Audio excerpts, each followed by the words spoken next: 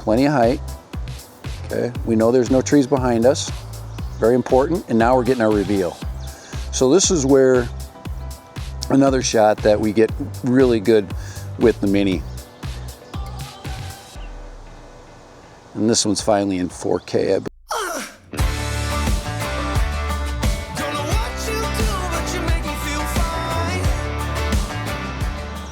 All right, Dad Random here. I am on vacation, and one of the things I wanted to do, and I did take tests successfully, was the Mini 4K. And it's been a long time since I flew the Mini 2 and the Mini SE. And one of the things that I was kind of iffy on was signal strength, signal penetration when it comes to trees and when it comes to fixed structures like a house. And what I learned on this trip was absolutely amazing. I forgot how absolutely cool this little tiny drone is in those situations. Just absolutely amazing. I mean, we're talking penetrating through thick trees, leaves full of water. I mean, it's been raining pretty decently here. We've got a little bit of wind today. We've got low light though. So I think one of the things we're going to learn today is a little of its shortcomings when it comes to low light. But as far as signal strength in areas with a lot of dense trees, I was very pleasantly surprised with the type of range I've got and the control I got. For example, by, you know, a lot of us, we don't have maybe some mobility. We have mobility issues, and say we want to fly sitting in a porch, you know, and just fly in our neighborhood. I was really surprised. I mean, I had a house between me and the drone and trees, and it was really getting good, strong signal penetration within about 1,000-foot range, which is really good.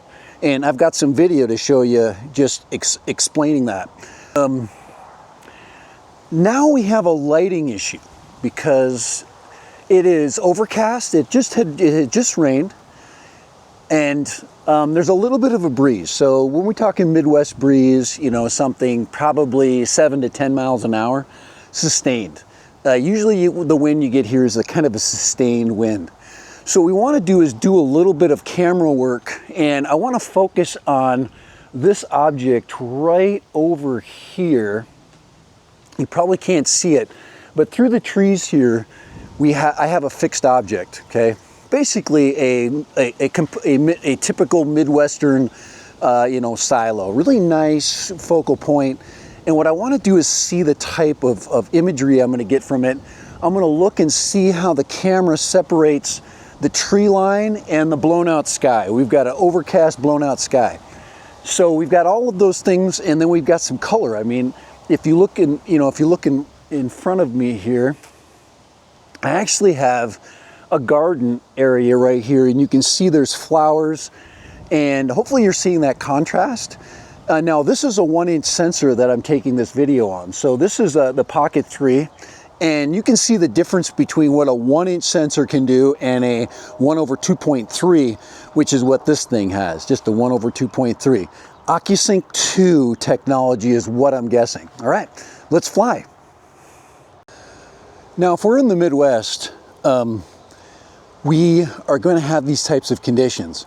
So most of us, and many of you guys that watch my channel, this is where you live. You live in conditions where a lot of trees, and your Mini 2 or your Mini SE, Mini 2 SE, or your Mini 4K, in the case of this one, are going to be challenged by these types of lighting conditions. So what we want to do is get some footage, and of course, to deal with the wind, instead of flying with the lithium-ion packs, I am flying with a LiPo pack. So we choose a LiPo, and when we have wind. LiPo is going to give us a little bit more punch and hopefully help us in case the wind picks up and we have to deal with a storm-like condition. Today it's just a typical breezy day where you have you know, rain, and of course the day is improving as the day goes on. Typical Midwestern sky, and typical Midwestern conditions or treed conditions. You live in Kentucky, North Carolina, you're going to have the same type of conditions. Normally you see me flying in the desert because that's where I live. So this is unlike desert. This is going to give us that example. And this is actually the example I want to see. I want to see, can this camera still cut it? And for me, as a kind of a camera aficionado, will this be good enough for me? Will I see the colors that I want? Did DJI brighten up the footage? Because that's what I'm seeing, is that DJI has brightened up, has opened up the color palette and took away some of that dark dreariness. And like I said, I'm going to look at some fixed objects and do some of those test footages, and then I'm going to look out and look at the skyline, those kinds of things on this flight. All right, Dad Random, Mini 4K, yes, yes, master air screw, thank you, love these props. All right, Mini 4K with Dad Random, and we are getting ready to fly. This is just another example why I love the Mini, because of its takeoff and landing. Now I've got trees above me. It's a good practice not to launch your Mini when you have trees overhead, because that's where it's going to have your return to home point. So what I'm going to do is I am going to focus our attention over here, which is going to be where I'm going to launch the Mini. In case we have a return to home situation, I lose connection and it has a place to go that is safe and does not have overhead canopy. So here we go, Dad Random. Here, let's move this camera over to my launch point. I've got to go fly. I should get a warning, a takeoff warning, but we have about a 1,500 foot ceiling, and we can only fly 400, so we're good. So I'm going to look above me, make sure there's no trees, okay, above me, and I'm going to go into my launch. Oh, once again, I want to go altitude zone. We are okay. Let's see. Oh, there we go. We got a home point update. I'm going to record my screen for you guys. Go ahead and record. And we're going to go ahead and get that.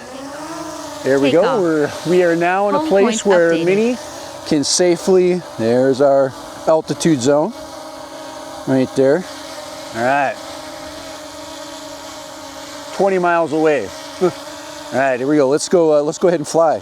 So right now video is looking great. Really looking good. I see really good contrast between the sky and the field. Okay, so we had just a little bit of rain recently, and we're going to go out, and I'm going to get behind those trees over there. We're 4K 30. Oh, we got a wire there. Oh man. Good thing it's a cable wire. All right. Now I am going to get obscured by trees, and if I go out here past this orange pylon here in this bean field, I am now behind wet trees that just received rain. So you can see that the footage is even when I put the gimbal down and I'm going to touch and fix, and I'm going to lock the exposure so we get more of the dark tones. But now I'm basically behind the trees. So I'm going to turn around so you can see that I'm flying. You can see right now that I've lost, or I've reduced, so I can grab a little altitude. That'll help. It'll help my canopy. So, but we're behind canopy. So you see right there, we're behind that green canopy there, and that is our signal strength behind it. All right, so I'm going to come back up, and that many times will initiate a return to home. You'll get a initiated return to home, And you can see as I go back, you see right now I'm less obscured. So that's kind of that's the situation most of us are going to be in, that basically live in this type of environment. So I'm going to go find that silo and in the canopy, and I'm going to use that as my fixed point in space. And I'm going to do a little bit of camera work. So we're going to go down, and remember we're working in the wind. And that silo should be in the trees over here. We're going to go find it. I actually did a video with the Mini in this same area.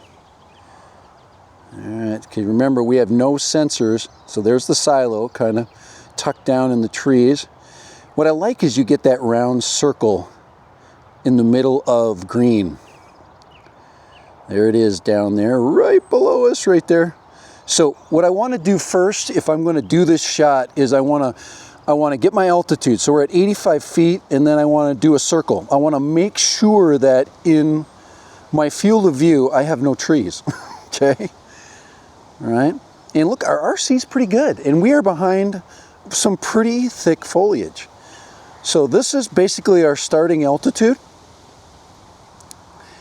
And then I'm going to back out because I know I am okay. I'm going to drop my camera again. Find that silo. Okay, we're going to go look down. Where's our silo? All right, it's just to the left. There's our point of view. And I'm going to go ahead and, oh, I lost it. There she is right there. Okay, so there's my fixed point. And like I said, it's always good to add a little altitude. Okay, now if you want to get fancy, if you want to test it out, if you want to test out your skills, you got to turn it off. So I'm going to go into QUICKSHOTS, and I'm going to see if I can select that silo. All right, now we're in QUICKSHOT mode, and I'm going to keep it in circle, and then I'm going to select the silo. And it should find that, yeah. So now we have to decide if we want to go left or right. Pretty simple stuff, right? And hit start. 3, 2. And we should have a nice smooth circling. A little bit faster than I like. See how fast that's going? That's kind of like a little bit too much. A little too much for that shot. So I would say for that rotating shot, I would rather have.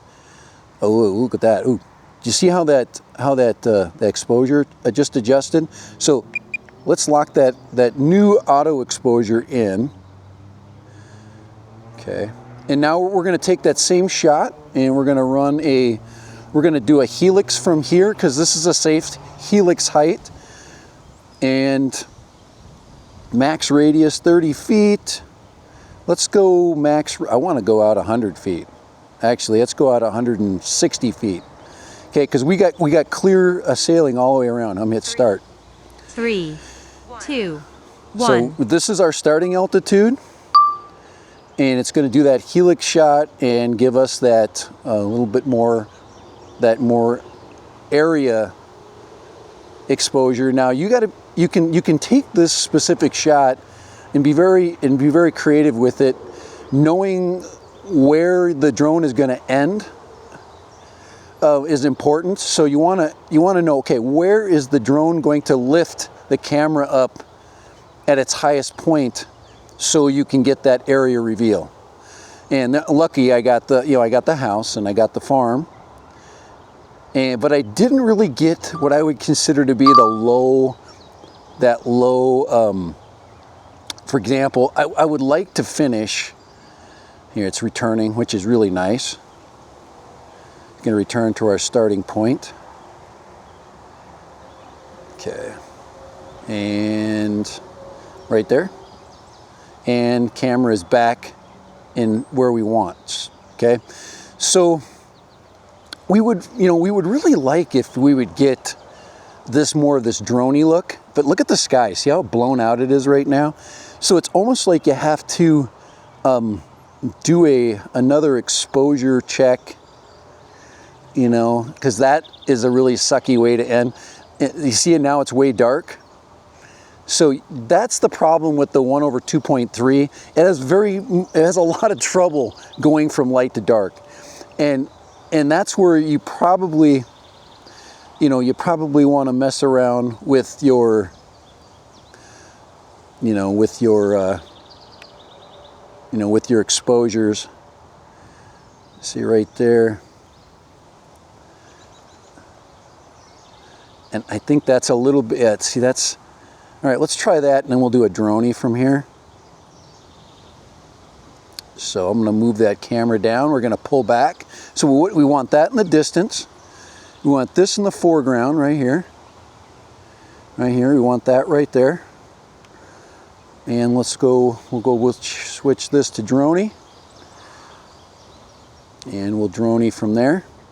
And it says our distance is 100 feet. Let's go further. Let's go to like 200 feet. 230 feet.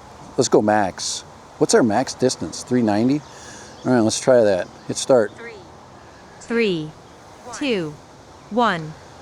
And we're at 100 feet. So now we're backing out.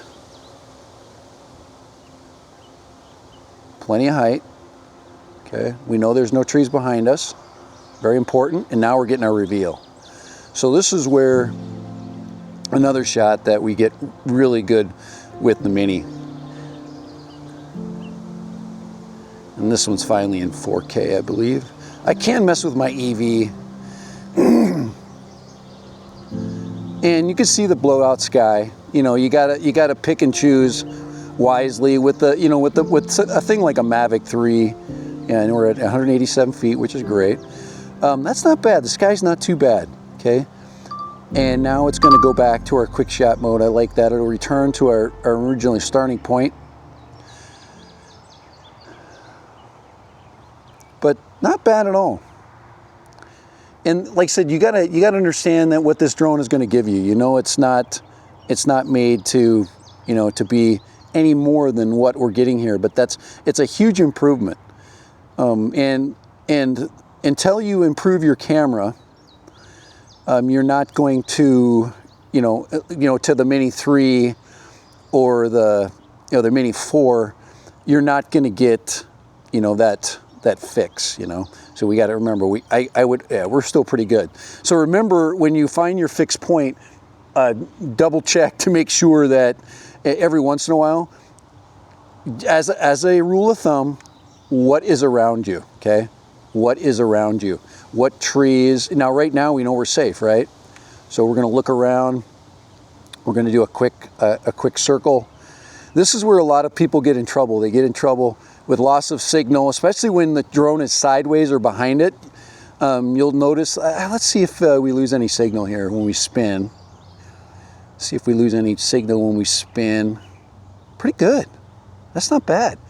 We do have a really large tree that is obscuring me. I do not, you know, I have a really big object, and it is a full-on tree. But if I want to go further, if I want to do some range flying, which we'll do a little bit of in just a second here, that is going to be an issue. Okay, so I'm going to go out and I'm going to go find my open area. And I'm going to keep the camera right where it's at. I'm going to go use that. Remember, I'm going to use that point of view right there. Find something in the distance. And we'll go out to the street over there. This is very clear. So we are in clear space. We're now looking pretty much at wind performance. Now this is my iPhone. This is not a tablet. It's, you know, today is, you know, probably 58 degrees, so I don't have to worry about my screen dimming. Altitude's good. We're at 36 feet. We're flying below my launch point, so we can actually go lower than 36. We can go down to -20, I think, below the area that I'm at. See, look at, we're in the minus right now, -5. Fields are starting to green up.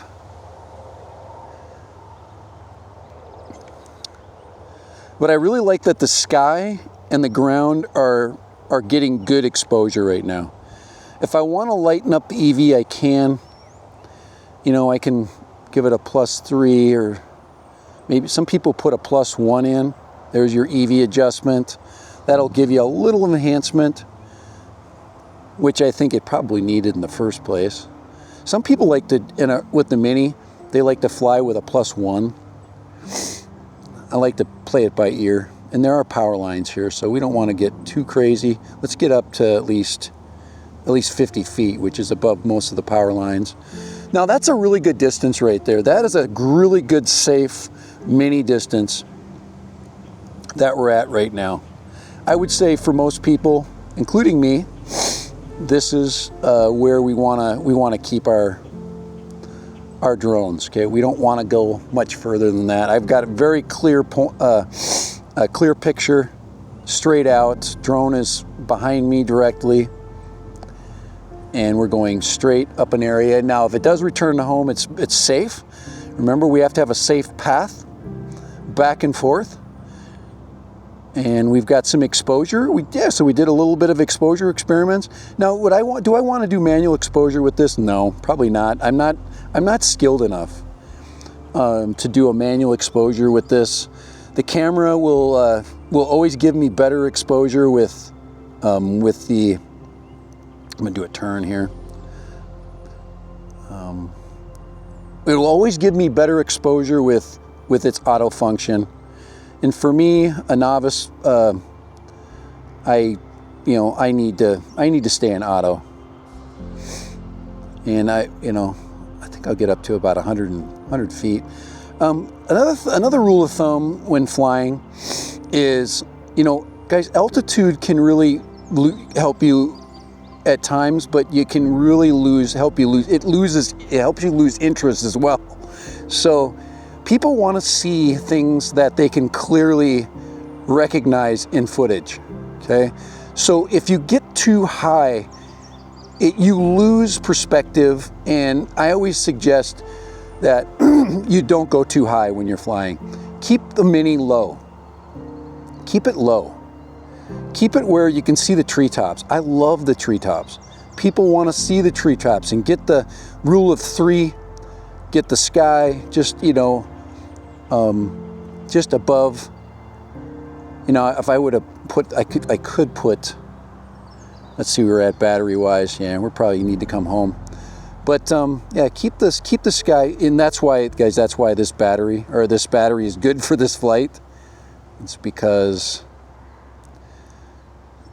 yeah, we can fight the wind, and we're making good progress. But anyway, yeah, I was going to mess with with some of the photographic tools, but I'm not going to at this point.